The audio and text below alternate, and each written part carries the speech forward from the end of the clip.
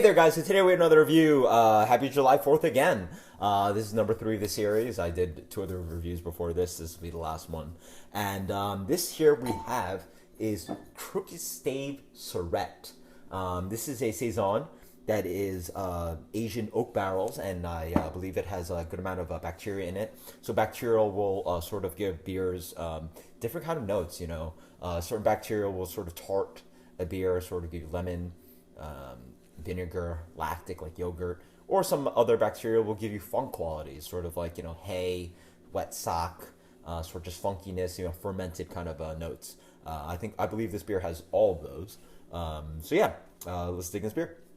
So the beer comes in a really nice color. I was fawning over the last beer, Stillwater Debutante, but this is absolutely killer too. Super opaque, kind of a hazy kind of orange, sunset orange, rich kind of amber kind of color. Really gorgeous stuff. Let's get the aroma on this. Oh my god. This is so wonderful. I mean, the aroma is just killer.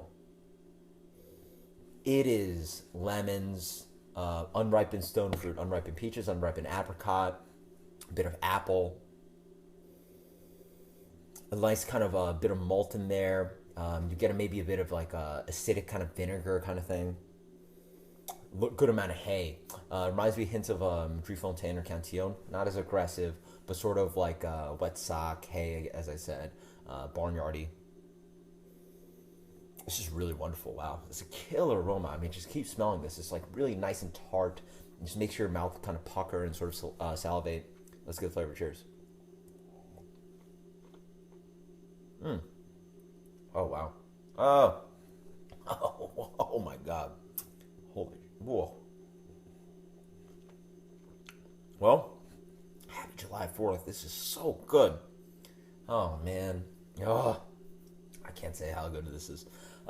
It is lemons in the front, lemon juice, sort of like an apple cider vinegar. You get a nice kind of maltiness in the middle. Biscuity malt.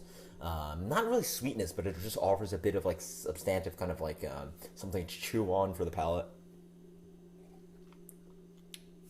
Funk throughout, sort of like wet hay, sort of like a bit of fermented kind of quality.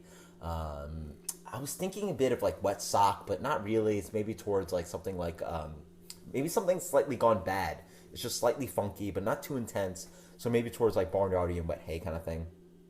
If you've been near a horse, you know, that kind of a horse stable. Man.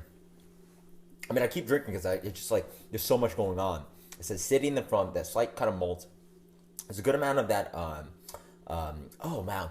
I'm only 25, but you might know like green apple blow pops. I don't know how far those go back, but a green apple blow pop was actually one of my favorites, and it has that Granny Smith green apple kind of flavor, that kind of tart quality, bright and tart.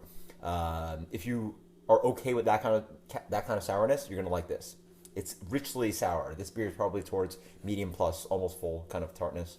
Not too intense that you're like, you know, puckering from like a Warhead. That's another old school reference, another old candy from my childhood. Not a Warhead, but definitely more towards like, yeah, as I said, a green apple blow pop. And then, I will say though, the malt comes through and sort of cuts up that acidity, but then like really on that back, you get this kind of grainy quality.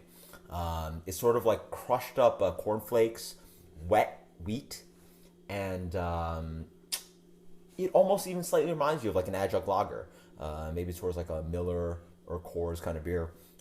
It's just slightly lacking. It just tastes like grain, corn, wet wheat. Just kind of like, you know, not much going on. It's sort of like running a 100-meter sprint, but then at 90 meters, you sort of just jog the rest. It's sort of disappointing. It's not offensive, but it's just like, what's up there?